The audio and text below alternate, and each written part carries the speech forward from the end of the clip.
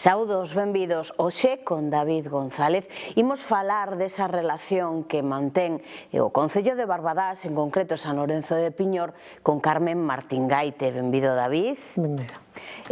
Primeiro, en que momento entras en contacto ti ca obra de Carmen Martín Gaite?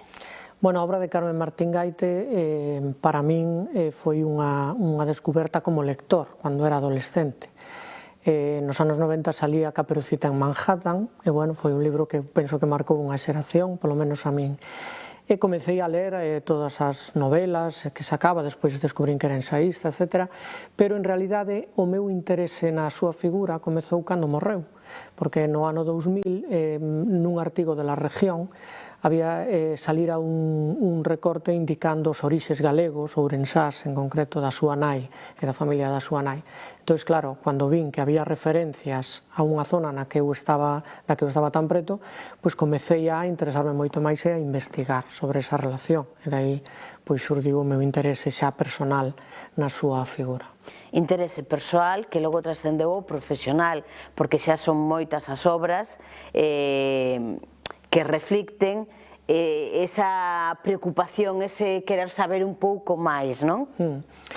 Bueno, hai case 20 anos que publiquei o primeiro libro, que se chamaba Los perfiles gallegos de Carmen Martín Gaite. Ese libro presentámolo en Allariz, porque daquela a súa irmá, Ana María, que todavía vivía, lóxicamente, pois acudiu á presentación e, bueno, quixo que fora ali porque en Allariz se encontraba a casa da súa avoa, Sofía Veloso, que é o nome co que Carmen Martín Gaite concursou o Premio Nadal, e gañou no ano 58. Dende entón, pois, bueno, coñecín a súa familia, o seu entorno, a familia Ourensán, que todavía hai gaites en Ourense, e comezou, pois, unha peregrinaxe, nunca mellor dito, porque isto derivou logo nun roteiro do que falaremos, me imagino, e, bueno, pois, xurdiron outras publicacións, eu vin claramente que había tres obras as que xa definitivamente denominei novelas de Piñor, porque Piñor é algo máis que un marco espacial, é un espazo literario, non? Hai tres obras que marcan a traxectoria de Martín Gaite, que son Las ataduras, ano 59, Retaílas, que é unha das novelas máis populares e máis densas e complexas de Carmen Martín Gaite, no 74, e El pastel del diablo, no 85. Son obras moi importantes na súa traxectoria, nas que Piñor é protagonista, San Lorenzo de Piñor. E, ademais, hai moitas referencias no resto da súa obra ensaística, como traductora, e novelística, por suposto, e poética a San Lorenzo de Piñor, unhas veces ocultas, como ela mesma di, e outras veces claramente descritas. Isto trasládase de alguna maneira o Concello de Barbadás e decide aproveitar esa relación que non se queda únicamente na pegada que deixou nela persoalmente, sino que despois, como ben dis ti, podemos vela reflectida con palabras nas súas obras, non? O Concello de Barbadás recolle ese guante ou toma a iniciativa de algún xeito e créase ese roteiro. Bueno, como che digo, isto foi un labor de 20 anos de investigación, pero de 20 anos de intentar que a xente se convencera de que a literatura estaba presente en Piñor, porque isto é coñecido que a súa nai e a súa familia pasaban os veráns ali, que venderon as súas propiedades alrededor dos anos 70, pero que a min me importaba, como docente e como filólogo, era a súa presenza literaria. De feito, neste último texto, neste último relato de Piñor que non me fai un momento, El pastel del diablo, Piñor non se chama San Lorenzo de Piñor, ela di nunha conferencia que ningún orensano podría reconocerlo de buenas a primeras, non? Entón lle chamou Trimonte. Non só por poñerlle este nome fixo un lugar literario, sino que aglutinou nomes de xente que coñeceu, nomes de lugares reales combinados con ficticios, e creou tramas que están presentes en todas as obras. Ese foi o meu empeño. Enviei numerosas propostas ao Concello de Barbadás, estamos falando de hai moitos anos, non? Ata que alguén, a que vou poñer nome, que foi Victoria Morenza, o actual alcalde, a anterior concelleira de Cultura, interesáronse neste proxecto. Sumáronse outras persoas con moito interese e cariño, como o actual concelleiro de Cultura Morgade, e logo a persoa que fixo o plan director, coa que consensuamos todas estas señalizacións e intervencións que se foron facendo, que é Luís Congil, actual comisario da exposición, que xa é permanente.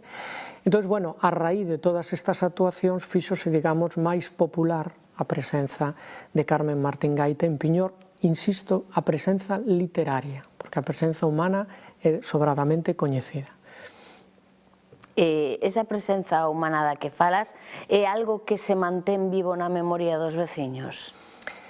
Bueno, eu creo que é moito máis sencillo conocer desde fora unha figura ou o que interesa saber dunha persona, porque as escritoras e os escritores son persoas cos seus defectos e as súas virtudes.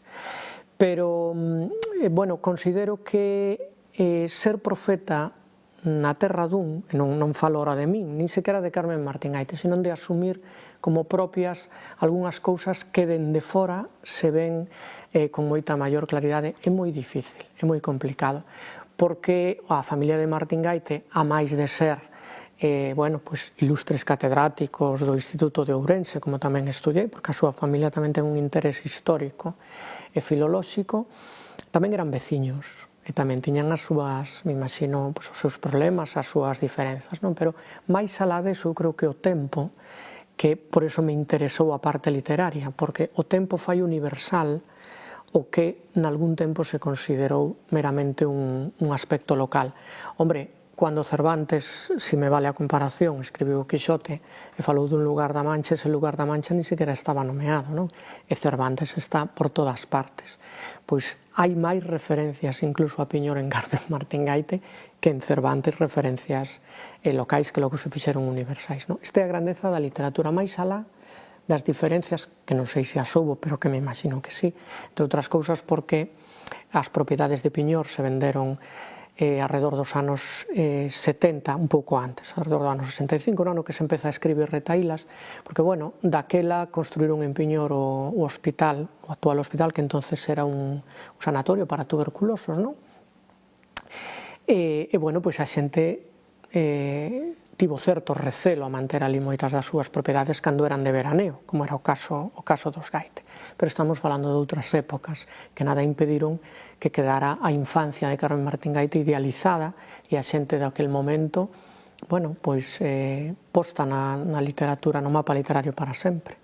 De alguna maneira este paseo e a exposición, que agora xa está inaugurada, vai permitir ou está permitindo xa achegar a figura de Carmen Martín Gaite un pouco máis as novas xeracións tamén, non? Que deixan de vela como un nome que aparece nos libros de texto para entender que, mira, tiña unha relación.